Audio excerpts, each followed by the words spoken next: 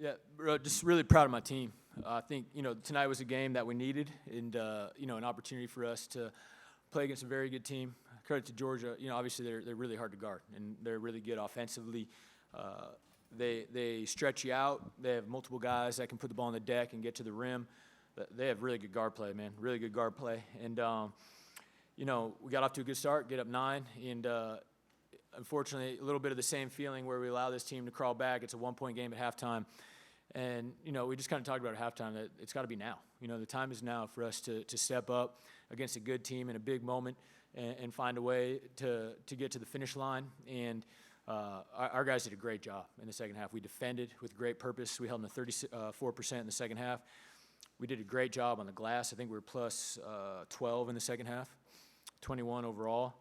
And we just handled the ball better until the last 2 minutes. We had a couple of silly turnovers against press. But, the things that are important to us, and we talked about it a lot, we know our ceiling's not as high, with our inconsistent perimeter shooting. But to beat a really good Georgia team at home here by 15 is a really good win for our program. How key was the dominance inside tonight, especially with their center getting ejected, and you guys plus 21, outscored them 20 in the paint as well? Yeah, I mean, it's how we're built. It's who we are, and I think the more that we accept and take pride in kind of being the ugly, gritty, physical team, I think we'll continue to see good results, and we did that tonight. We were super physical. I thought our bigs did a really good job protecting the rim on penetration. I thought late we allowed them to get a couple offensive rebounds, but for the majority of the game, I thought we controlled both sides of the backboard. And, that battle inside was one that we needed to win tonight, and we did that. Did you challenge them after Missouri? I know it wasn't lopsided inside, but it was probably more even than you thought it would be or should be. Yeah, in terms of the bigs or the team, both really, because as we talked about, like we beat Missouri on the glass, but not by enough. The margin wasn't enough, and tonight we knew we had to win the boards by double digits. That was what we needed to do to give ourselves the best chance to win, and challenged ourselves defensively too. I don't think we defended well enough at Missouri. Everybody wants to talk about our offense and our shooting, but as we talked, we scored 1.1 at Missouri and lost. So we got to guard tonight. We did that. To hold this team, that's been absolutely phenomenal from 2 to 49% is fantastic, and 21% from the three-point line. Again, it's got to be who we are, and I thought we displayed that this evening. Better closeouts on the three defensively tonight, far better than maybe even last 2 or 3 ball games. Yeah, no, we had great. I'd say with the exception of Catchings, we let him get a couple off at the beginning of the second half. And Millender made a tough one in the first half, but other than that, I thought we had a great urgency, on the perimeter. And, our game plan, the way we play, like we're going to live with tough 2s overhand, but we're not going to live with good 3s. And I thought they took some tough ones, and I think that shows in their percentage. You mentioned, before having an 8th guy that you're trying to count on. Isaiah honing in defensively, how much can that help him carve out a consistent role? Yeah, it helps us a lot too, But yes, I think his effort tonight was great. I think, it wasn't perfect, but it's what we need out of that role. And I've been very consistent with our guys that are competing for that spot. I don't care at all about individual statistical output. I care about one thing, simply whether the score is going up or down when you're in the game. That's all I care about. And so Isaiah played 13 minutes tonight. We were plus 11 in his minutes. I thought he was fantastic in transition. Got on the glass, 6 rebounds in 13 minutes. He provided us. He gave us a lift. Coach Boogie was way more aggressive coming out of the locker room the second half. Was that a priority? Yeah, I mean, the way they play, especially off made baskets with their pressure and, trying to run traps at you, I thought we were a little tentative in the first half trying to attack it. And it led to some turnovers, led to some disorganization. And, we talked a lot about halftime. Like, we got to go. When we have opportunities, advantage, disadvantage, 4-on-3, 3-on-2, we can't just allow them to get back and set up their defense. We got to push it. And I thought he did a really good job of getting paint touches, made a couple layups, got to the line, made his free throws. But it just gave us a good lift. It gave us a push, and we played with really good pace in the second half. What Tommy is doing this season, I mean, what does that speak to us, Stabin? I mean, it's 39 minutes against Missouri, 36 tonight.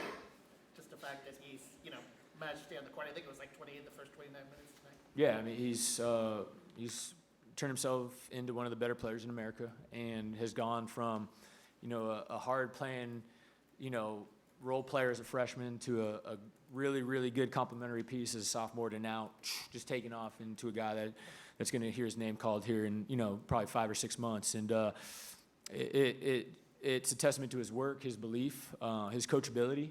He's incredibly coachable, too coachable sometimes. He always wants to, I want him to yell at his teammates sometimes and, be more of a vocal leader.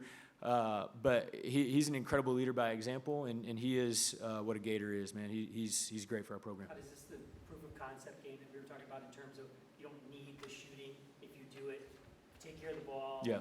gritty, dominate inside, do the things that you guys are built to do? Yeah, I do. I think so. I was talking about it with, I think it was Carlin or maybe Saf, before the game. Like, I felt like this was the first game where we played a really good team this year where, we have, a little bit of an advantage going up against them, playing at home. When we played Arizona, we were playing out in Vegas.